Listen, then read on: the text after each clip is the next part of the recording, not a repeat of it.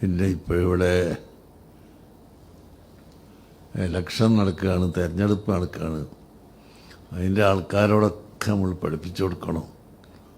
പരസ്പരം ആക്ഷേപിക്കുകയും പരസ്പരം ചീത്ത പറയുകയും ചെയ്യുന്ന സ്വഭാവം എല്ലാവരും മാറ്റി വെക്കണം. ഇഷ്ടമുള്ള ആളുകൾക്ക് ഇന്ത്യൻ ഭരണഘടന നിലനിർത്താനും ഇന്ത്യയിലെ സ്വാതന്ത്ര്യം നിലനിർത്താനും ആവശ്യമായ ആളുകളെയൊക്കെ തിരഞ്ഞെടുക്കണം. അതിന് കഴിവുള്ളവരെ തിരഞ്ഞെടുക്കണം. പരസ്പരം ചീത്ത പറയുകയും ആക്ഷേപിക്കുകയും കളവ് പറയുകയും ചെയ്യുന്നത് എല്ലാം ഒഴിവാക്കണമെന്ന് സർവ സ്ഥാനാർത്ഥികളോടും സർവ രാഷ്ട്രീയക്കാരോടും നമുക്ക് പറഞ്ഞു കൊടുക്കാം.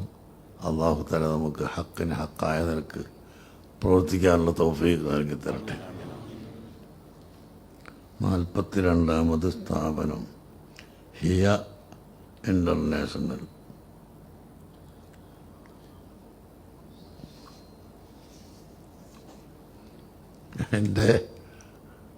എൻ്റെ ഉസ്താദ് അലിഫിയ ഓതി തന്ന ഉസ്താദ് പൊന്നാനി എന്ന് ഓതിയ ആളാണ്.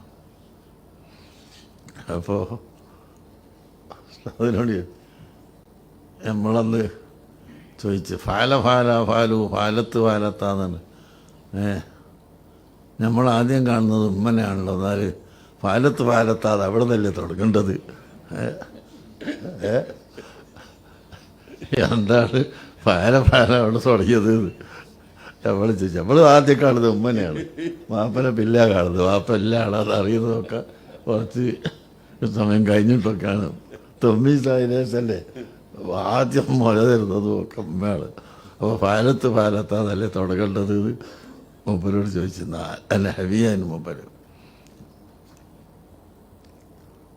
അപ്പോൾ പറഞ്ഞ് നിങ്ങൾ കാണുന്നതിൻ്റെ അപ്പുറത്ത് ഒന്നുകൂടി ഉണ്ട് എന്ന് മനസ്സിലാക്കണം നിങ്ങൾ. വാപ്പല്ലെങ്കിൽ നിങ്ങൾ ഉണ്ടാവില്ല എന്നല്ലോ.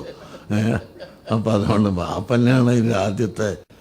ഇനി ലോകത്തൊട്ടാകെ മനുഷ്യനെ നോക്കിയാലും ആദ്യം പഠിച്ചത് വാപ്പനെ തന്നെയാണല്ലോ, ആദം നബി അലൈഹി സ്വലാമിന്.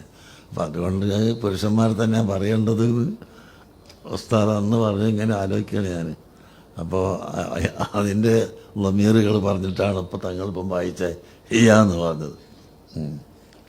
അതുകൊണ്ട് 42ാമത് സ്ഥാപനമായ ഹിയ ഇൻ്റർനാഷണൽ ഉദ്ഘാടനം ചെയ്തതായി അറിയിക്കുന്നു.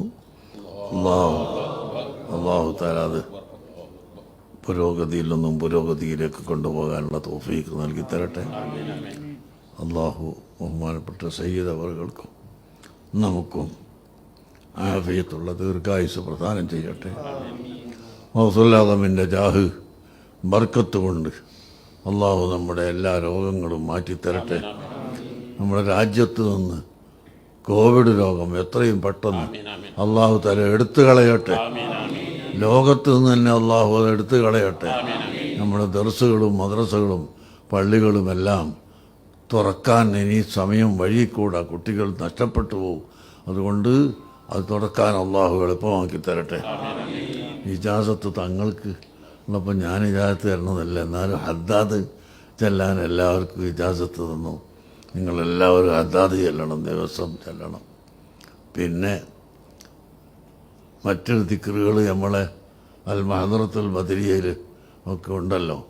അതിൽ പ്രത്യേകിച്ച് ആ സ്വലാത്ത് അതെവിടുന്നാണ് തുടങ്ങിയത്. അതിൻ്റെ ഹല്ല് ഞങ്ങൾക്കാണ് കൂടുതൽ കിട്ടിയത്.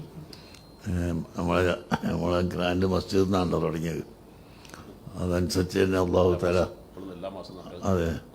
അതനുസരിച്ച് അല്ലാഹു തആല അതിനെ വ്യാപകമാക്കി തന്നിട്ടുണ്ട്. എല്ലാ മുഅ്മിനീങ്ങളും ചെല്ലുന്നുണ്ട്. അത് ചെല്ലാൻ നോക്കുക. അല്ലാഹു തആല തൗഫീഖ് ചെയ്യട്ടെ.